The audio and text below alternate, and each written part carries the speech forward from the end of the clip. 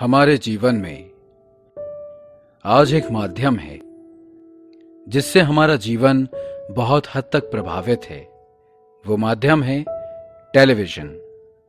Hello जी, नमस्कार। मैं गौरव दुबे एक बार फिर आपके सामने उपस्थित हूं JMC capsule entertain your knowledge में।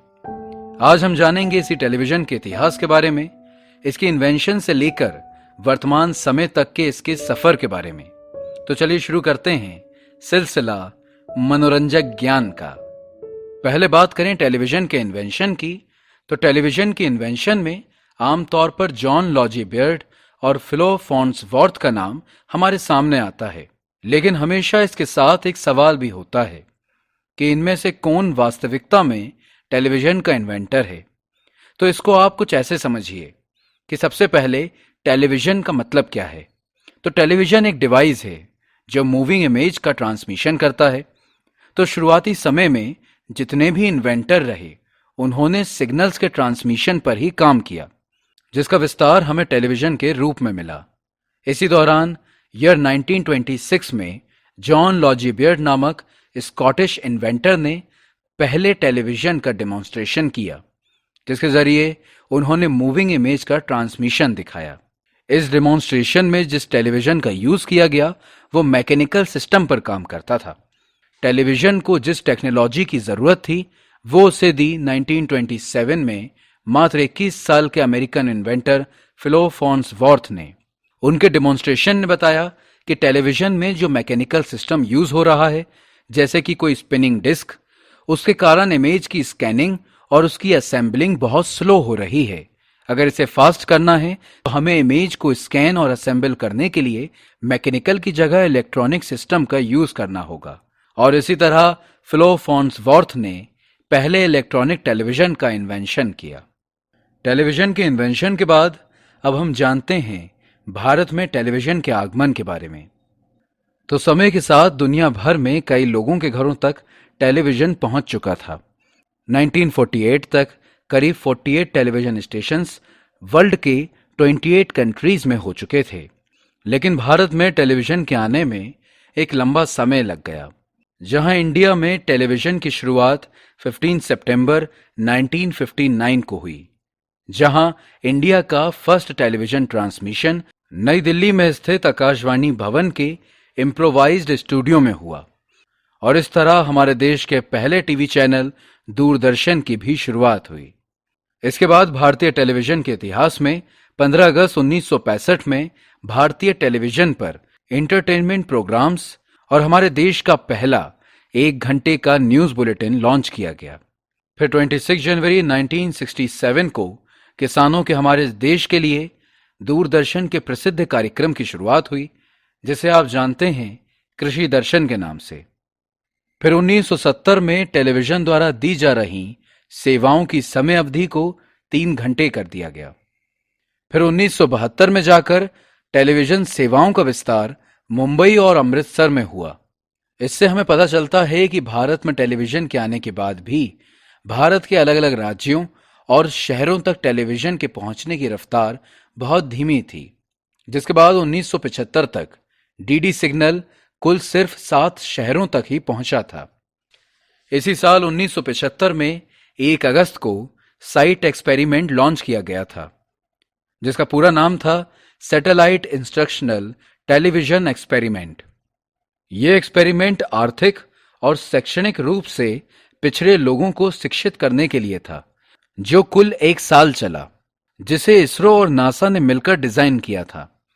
इस एक्सपेरिमेंट ने भारत के 6 राज्य आंध्र प्रदेश, बिहार, कर्नाटक, मध्य प्रदेश, उड़ीसा और राजस्थान के 20 जिलों के 2400 गांवों को कवर किया था, जहां टेलीविजन कार्यक्रम का निर्माण ऑल इंडिया रेडियो द्वारा किया गया और इस कार्यक्रम को नासा के ATS-6 सैटेलाइट द्वारा प्रकाशित किया गया।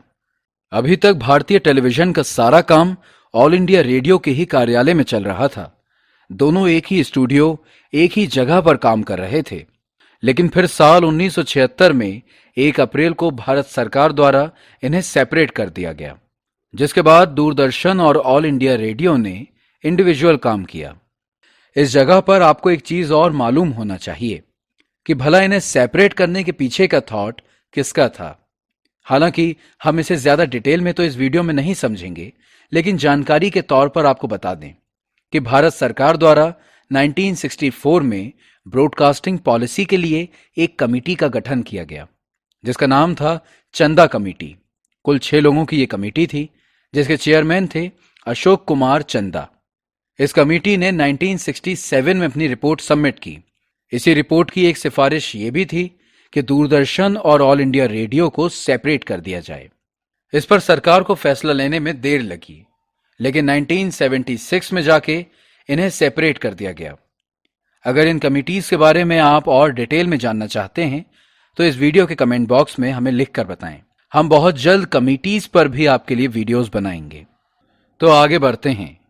1976 में दूरदर्शन और ऑल इंडिया रेडियो के सेपरेशन के बाद 25 अप्रैल 1982 में भारत का पहला कलर टेलीकास्ट हुआ, जिसने स्पोर्ट्स के दीवानों को मौका दिया उस समय आयोजित एशियन गेम्स को कलर के साथ देखने का। फिर 1984 में दूरदर्शन पर भारत का पहला सोप ओपेरा आया। सोप ओपेरा का मतलब होता है टेलीविजन या रेडियो का एक ऐसा धारावाहिक जिसमें कई पात्रों के जीवन से संबंधित कहानी होती है। तो इंडिया का पहला सोप ओपेरा का नाम था हम लोग, जो उस समय का प्रचलित धारावाहिक था।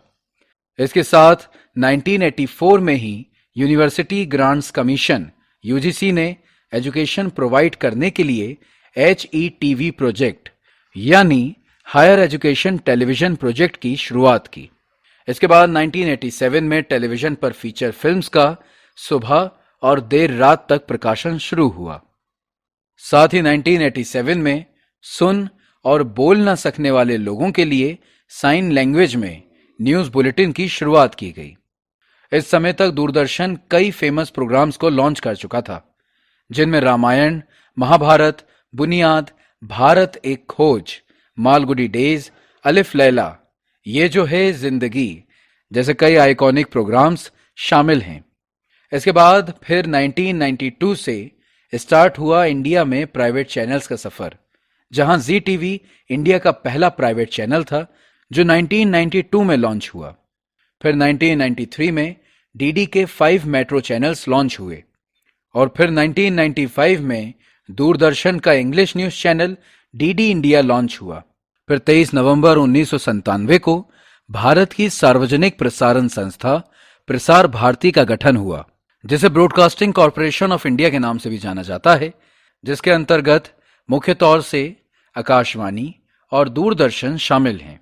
इसके बाद नवंबर 2000 में भारत सरकार द्वारा डायरेक्ट टू होम यानी डीटीएच सर्विस के वितरण की अनुमति दी, जिसके बाद जाकर 2003 में डिश टीवी कंपनी ने इंडिया की पहली डिश सर्विस प्रोवाइड की और फिर 2004 में जाकर प्रसार भारती द्वारा इंडिया की पहली फ्री डीटीएच सेवा शुरू हुई।